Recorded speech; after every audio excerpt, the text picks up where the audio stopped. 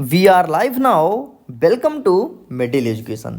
सो कैसे हैं आप सब। मैं उम्मीद करता हूँ कल की प्रिपरेशन बहुत ही अच्छी तरीके से हो गई होगी। मेरे प्यारे बच्चों का एक ही मैसेज था कि प्लीज़ मिडिल एजुकेशन कक्षा 10वीं के साइंस का आप डायग्राम बता दो जो एग्जाम में आएगा।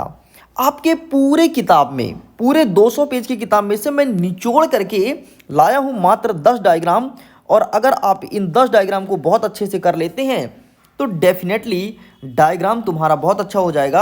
आप पूरे में से पूरे मार्क्स गेन करने वाले हैं। देखिए, मैंने कड़ी मेहनत की है, कड़ी तपस्या करने के बाद हमने डायग्राम को फाइंड किया है। इसीलिए बहुत अच्छे से इस डायग्राम को तैयार कीजिएगा।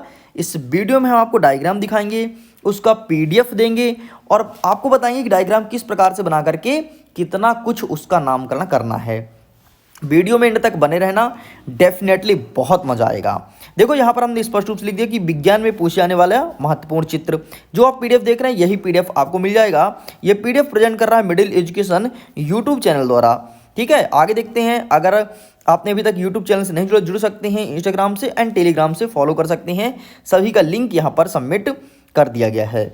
चलिए, सबसे पहला आपको क्वेश्चन प्रिपेयर करना है कि मानव के पाचन तंत्र मतलब आहार नाल का नामांकित चित्र बनाइए। ठीक है, एग्जाम में आहार नाल आए या पाचन तंत्र आए, दोनों का सेम चित्र रहेगा और चित्र रहेगा कुछ इस प्रकार से। देखिए, इस प्रकार से सबसे पहले आपको मनुष्य का चित्र बनाना पड़ेगा। फिर आपको दिखाना पड़ेगा कि मनुष्य का ये जीहा है, ये मुख द्वार है, ठीक है, जिसे गुहा द्वार भी कहते हैं। एंड भोजन का पाचन यहीं से स्टार्ट होता है, ये ग्रसिका है।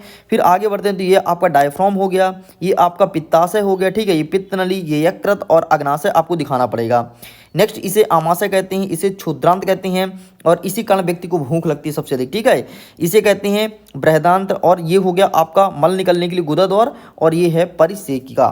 ठीक, तो कम से कम आपको यहाँ पर जितने भी नाम दिए हैं 10 नाम एग्जाम में लिखना ही पड़ेगा चित्र बना करके। ठीक है, नेक्स्ट क्वेश्चन हमारे एग्जाम में आ सकता है कि मानव के उत्सर्जन तंत्र का नामांकित चित्र बनाइए। तो उत्सर्जन तंत्र का चित्र ये रहा आपके सामने। ठीक है, आप लिखेंगे बाएं वक्र धमनी, फिर बायां वक्र, ठीक है, फिर बाएं वक्र शिरा, फिर महाधमनी, फिर बाई मूत्रवाहिनी, फिर महाशिरा, फिर मूत्राशय और मूत्र मार्ग। ठीक, और इसी प्रकार अभी आपने बाएं बाएं साइड का लिखा, सेम यही इंसान के दाएं साइड भी होता है। तो इस चित्र को कुछ इस प्रकार से आपको प्रिपेयर करनी है, एग्जाम में देखने को मिलेगा। आगे बढ़ते हैं। हमारा तीसरा डायग्राम है कि मानव के श्वसन तंत्र का नामांकित चित्र बनाओ। ठीक है, अब देखो इस प्रकार से रहा। सबसे पहले आप मनुष्य का चित्र बना लेंगे। मनुष्य श्वसन किस प्रकार से लेता है, उसके फेफड़े को हाईलाइट करेंगे आप। ठीक है, लिखेंगे नसा द्वार, मुख गुहा, ग्रसनी, कंठ हो गया, ये श्वास नली हो गया, फिर उपस्थि बलय हो गया, यहाँ पर फुफ्फुस हो गया। ठीक है, और ये पसलियाँ हो गए और अंदर ये डायफ्राम होता है, ये श्वासनी हो गया और ये श्वासनिक हो गया, श्वासनिका हो गया और ये कोशी और कृषिका कोश, ये आपको लिखना पड़ेगा। नेक्स्ट आपके एग्जाम में आएगा कि मानव हृदय का नामांकित चित्र बनाइए। ये चौथा चित्र है आपके एग्जाम के लिए। ठीक है, इस प्रकार से आप हृदय का चित्र बनाएंगे।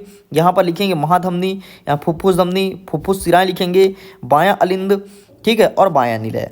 आगे आप क्या लिखेंगे, विभाजिका, दायां निलय और शरीर के निचले भाग में और दायां अलिंद और ऊपरा भाग, शरीर के ऊपरी भाग का महाशिरा। इस प्रकार से आपको लिखना पड़ेगा। तो आप इसका भी फोटो क्लिक कर सकते हैं, बाकी टेंशन मत लो, लिंक डिस्क्रिप्शन बॉक्स में दिया गया है, आसानी से पीडीएफ को डाउनलोड कर सकते हैं। नेक्स्ट कहता है 5वां नंबर, नेफ्रॉन की रचना एवं चित्र बनाइए। देखिए, कुछ इस प्रकार से आपको नेफ्रॉन की चित्र बनानी है। ठीक है, देख लीजिए, बहुत अच्छे से प्रैक्टिस कर लीजिएगा। 100% एग्जाम में देखने को मिलेगा क्योंकि पिछले कई सालों से बार बार रिपीट हो रहा है।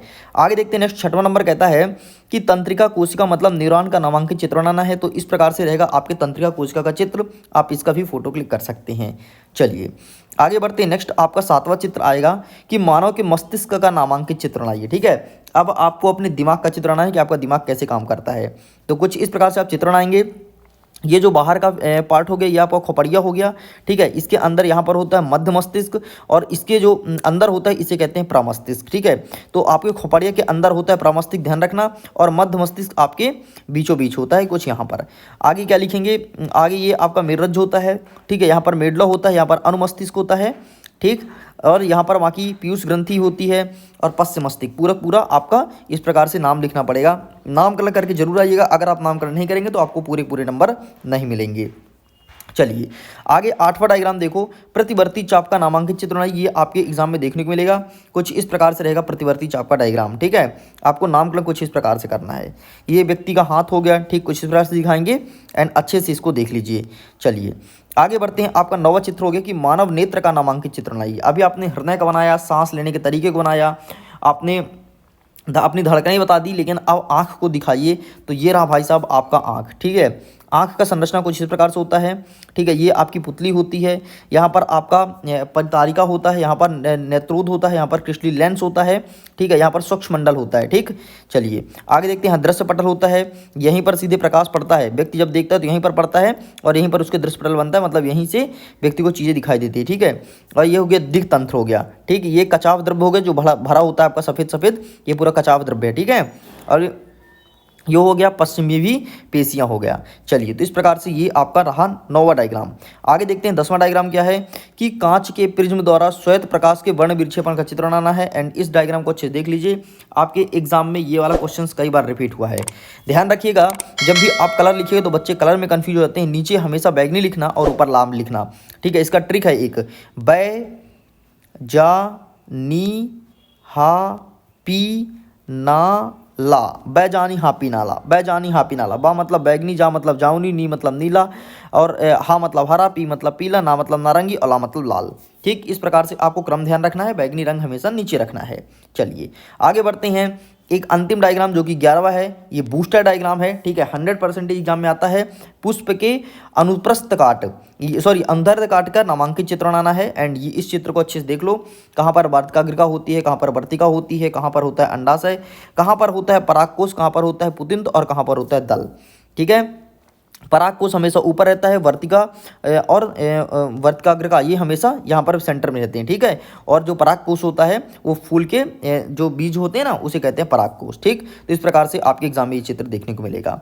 इस प्रकार से कक्षा 10वीं के विज्ञान के लिए 10 आपके महत्वपूर्ण डायग्राम और एक आपका बूस्टर डायग्राम, इस प्रकार से पूरा डायग्राम कंप्लीट होता है। अगर आप इन सभी डायग्राम को अच्छे से प्रिपेयर कर लेते हैं, अच्छे से प्रैक्टिस कर लेते हैं, तो इसके बाहर एक भी क्वेश्चन नहीं जाएगा। इसके PDF को डाउनलोड कीजिए, लिंक डिस्क्रिप्शन बॉक्स में दिया गया है। Okay, bye bye.